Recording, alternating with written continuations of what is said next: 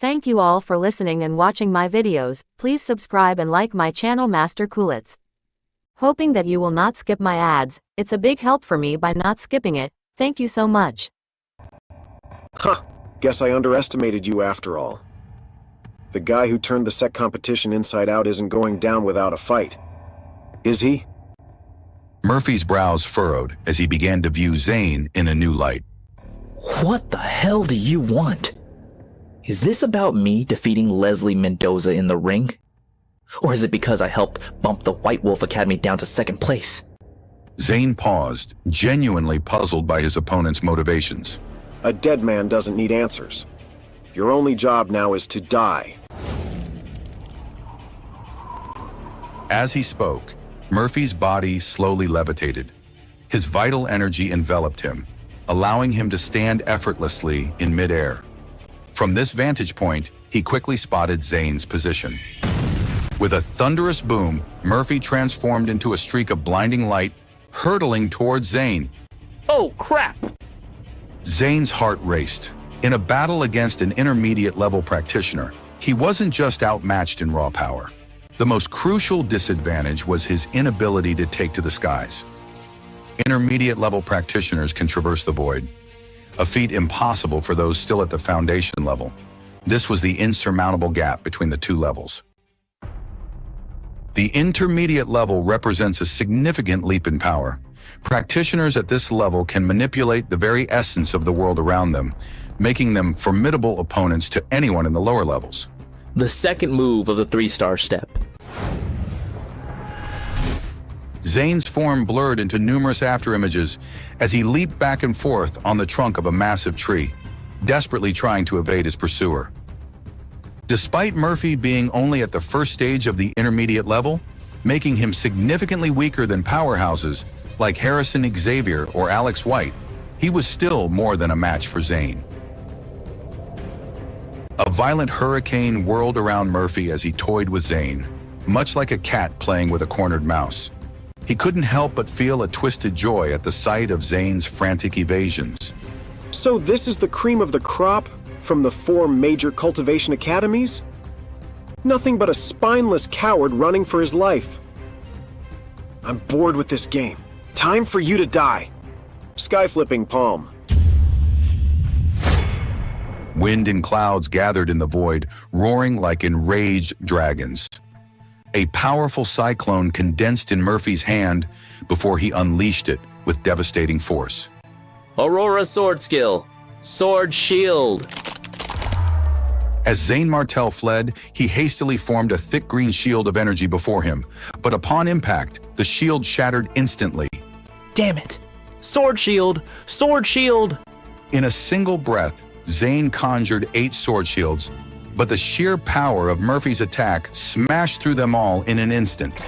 Zane coughed up a mouthful of blood, his condition rapidly deteriorating. The gulf between the foundation level and the intermediate level wasn't something that could be bridged by technique alone, no matter how refined. Realizing the futility of running, Zane ceased his retreat. His appearance was a mess after being battered by the wind. He put away his purplish gold bow and gripped the dragon blood sword tightly. Can't keep playing cat and mouse until Alora brings Master. This fight might hurt Amara too. No choice. Gotta face this head on. Zane's body crackled with muffled thunder. His eyes flashed with a cold light, and with a gentle tap of his toes, he suddenly launched himself skyward. Separation of vital energy. The sword's glow whistled through the air, its power terrifyingly palpable. Is this what they call a desperate last stand? How foolish to rush at me with such reckless abandon. Murphy, still airborne, sneered at what he perceived as Zane's act of desperation. Dismissing the threat, he launched another sky-flipping palm. But then, something unexpected happened that stunned both combatants. The sword's glow exploded with a power that could shatter rocks. As it collided with Murphy's sky-flipping palm, it actually managed to hold its ground. Impossible! His swordsmanship. How could it have improved so dramatically in such a short time? Murphy's pupils contracted, the corners of his mouth twitching in shock. Even Zane himself was taken aback by this development. He had been desperately trying to buy time, yet he had succeeded so easily. Of course. It's the Sword Vigor Cliff.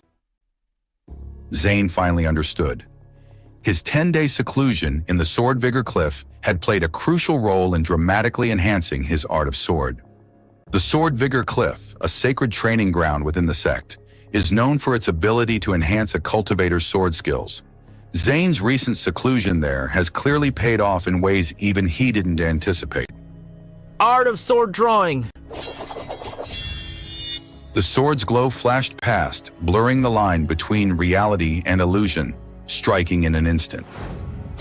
Murphy's eyes widened in shock as he barely managed to dodge, but the sword's glow still grazed his cheek, drawing blood. Blood? I'm bleeding? How? Murphey was stunned, unable to believe what had just transpired. An 8th stage foundation-level junior had actually managed to wound him. It wasn't just a physical wound, but a blow to his pride as well. Zane Martell! I'll see you dead! Strange black flames erupted around Murphy, writhing and twisting like living shadows. The air itself seemed to recoil from their touch, giving Murphy an aura straight out of a nightmare. Zane felt a sense of déjà vu, as if he'd seen this aura somewhere before. Wait a sec. Devil Flame Sect? That's David King's A Black Flame, but cranked up to 11. You're with them, aren't you? Since you've uncovered my true identity, I have no choice but to end you here and now. Our sect's plans cannot be jeopardized because of you. As he spoke, Murphy's body twisted, unleashing a torrent of black flames from the sky. The oppressive air pressure felt like a mountain of iron crashing down. Dust-breaking strike. Separation of vital energy. Faced with Murphy's full power, Zane didn't retreat. Instead, an inexplicable excitement surged within him. Time to see just how far my art of sword has truly come.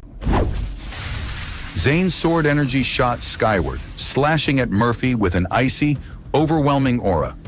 The sharp, domineering sword energy cleaved the black flames in two. The sheer force of the attack sent Murphy stumbling backward 5 or 6 meters before he could regain his footing. How is this possible? A mere foundation-level practitioner actually broke through my black flames? In this moment of stunned disbelief, Murphy finally understood why Hugh had insisted on preventing Zane from becoming the Sword King candidate, even at the cost of exposing their identities. This was about nipping a potential threat in the bud. If Zane Martell were allowed to grow stronger, he might become a force that even Murphy, let alone Hugh, couldn't contend with. At last, Murphy realized he couldn't treat Zane as an ordinary foundation-level cultivator. His opponent might very well be stronger than a typical first-stage intermediate-level practitioner. The revelation of Murphy as a Devil Flame Sect spy added a new layer of complexity. The Devil Flame Sect, known for its destructive black flame techniques, had long been an enemy of the Five Spirit Sect. Their presence here suggested a larger, more sinister plot at play. Zane Martell, you've earned my respect. I'll give you one chance. Join my Devil Flame Sect, and not only will I spare your life, but I'll guarantee your path in martial arts will far exceed anything the Five Spirit Sect could offer. Zane was a rare genius, his mastery of the art of sword even more impressive than Hugh's. Recruiting such an outstanding disciple into the Devil Flame Sect would undoubtedly result in a peerless expert within a decade. But if Zane were to reject this offer... Me joining the Devil Flame Sect? You must be dreaming. No matter how low I might stoop, I'd never side with enemies who harm my family and friends. Besides, the Devil Flame Sect isn't nearly important enough to make that offer tempting. You asked for it. If it's hell you want, I'll send you there myself. Don't worry, you'll have company soon enough. The Five Spirit Sect is about to become history. A battlefield torn asunder by forces beyond mortal comprehension. The very air crackled with energy, dark and light clashing in a deadly dance of power. In the midst of their fierce battle, Zane stood fearless. Murphy, his face contorted with rage, stood surrounded by swirling black flames. Sky Devil killing palm. As the words left Murphy's mouth, his palm suddenly took on a sinister, dark hue. The air around him seemed to warp and twist, as if reality itself recoiled from the malevolent energy he was channeling. An overwhelming force erupted from Murphy's palms, hurtling towards Zane with devastating speed. Dust-breaking strike, separation of vital energy. Zane's dragon blood sword flashed through the air, its edge gleaming with a dazzling silver light. The blade seemed to sing as it cut through space, carrying with it a sword aura so powerful it made the very air tremble. The two forces collided with earth-shattering impact, sending shockwaves rippling through the battlefield. Sky Devil killing palm.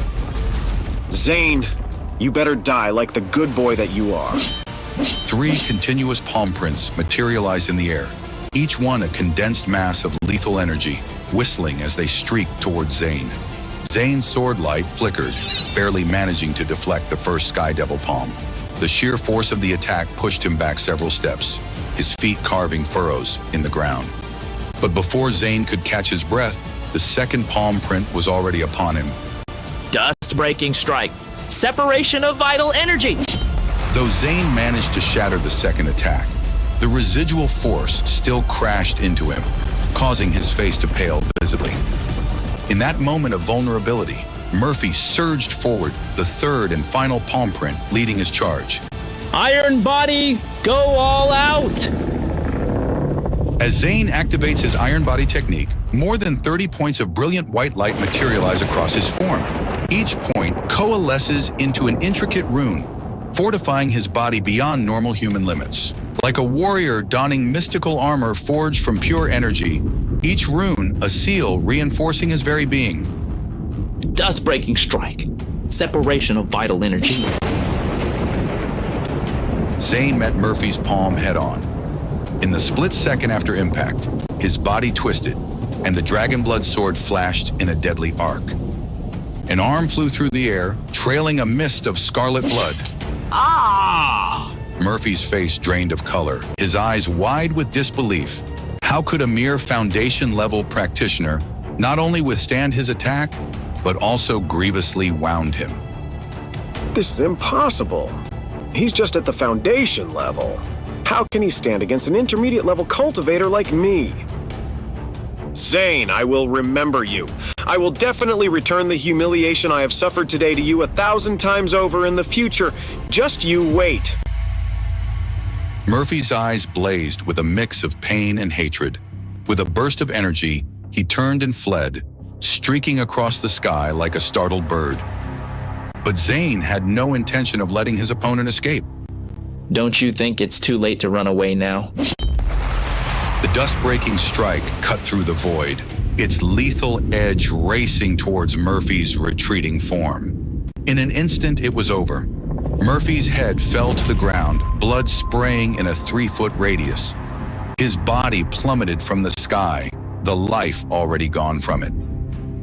With the battle concluded, Zane Martel didn't linger. His mind immediately turned to Amara, racing towards her hiding spot. There, he found Amara bound and unconscious, but thankfully unharmed. As the dust settled, a profound realization washed over Zane. He had just faced off against an intermediate-level practitioner and emerged victorious. The implications of this feat were staggering, hinting at depths of power even he hadn't fully grasped. Their fight was akin to David facing Goliath. If Goliath were a demigod and David had just learned to swing a sword, the gap between the foundation level and intermediate level was vast, like comparing a rowboat to an aircraft carrier. Suddenly, an explosive sound rented the air. It came from the direction of the Five Spirits sect. Suddenly, 2 figures descended from the sky, Elora and Harrison Xavier. Zane, are you all right? Don't sweat it, I'm fine. Please take care of Amara for me. I have something to report to the Master. Zane gave Elora a gentle pat on the head before turning to face Xavier. I'm glad you're all dandy, but it seems the attacker has escaped. I don't care who he is or what connections he has. I won't forgive him so easily. Zane, don't worry. As long as he is still within the Five Spirit sect, I will make him suffer even if he is the head of an academy. Master, he's dead. Dead? So, are they sent by Hugh? It seems that the selection of the Sword King's candidate has raised a possible conflict of interest. No, it shouldn't have anything to do with Hugh. The attacker was an intermediate level practitioner. I don't think Hugh could have roused him into action. What? Intermediate level? That's right. Zane turned and pointed at the headless corpse in the distance. Even in death, the aura emanating from the body was unmistakably that of an intermediate-level practitioner. Dean Xavier's eyes widened. A mix of awe and disbelief etched across his features. He looked at Zane as if seeing him for the first time. His mind struggled to reconcile the young disciple before him with the incredible feat he has just accomplished. To slay an intermediate-level practitioner while still in the foundation level? It's unheard of. Zane might be the most terrifying genius I've ever encountered. Xavier moved to examine the corpse, a sense of familiarity nagging at him. As he picked up the severed head, recognition struck him like a thunderbolt. Murphey? What the? How could it be him? I had the same reaction at first. Defeating his disciple Leslie Mendoza in the ring was no reason to want me dead. But I uncovered an even bigger secret. What is it? Murphey was a spy of the Devil Flame sect, and he wasn't the only one in the Five Spirit sect. The revelation hit Xavier like a physical blow. His pupils contracted, and beads of sweat formed on his brow as the full implications sank in. Murphey was a spy? It's like finding out your own brother's been plotting against you all along. Are you sure that he was really a spy of the Devil Flame sect? I'm positive. I've seen his black demonic fire displayed by David King in the Dragon Temple. And during the fight, he admitted it himself. The weight of this information was staggering. It wasn't just about Zane's incredible feat of defeating an intermediate-level practitioner anymore. The very security of the Five Spirit sect was at stake. The implications of this revelation sent shockwaves through Xavier's mind. If Murphey, a respected figure, could be a traitor, who else might be lurking in the shadows, waiting to strike? Zane, Elora, come over here. Xavier gathered them close, his expression grave.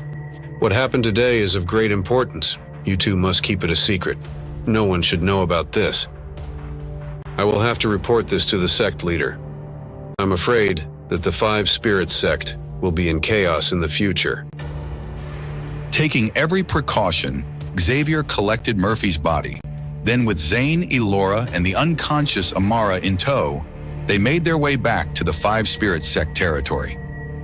But even as they returned, thinking the immediate danger had passed, dark forces were already in motion.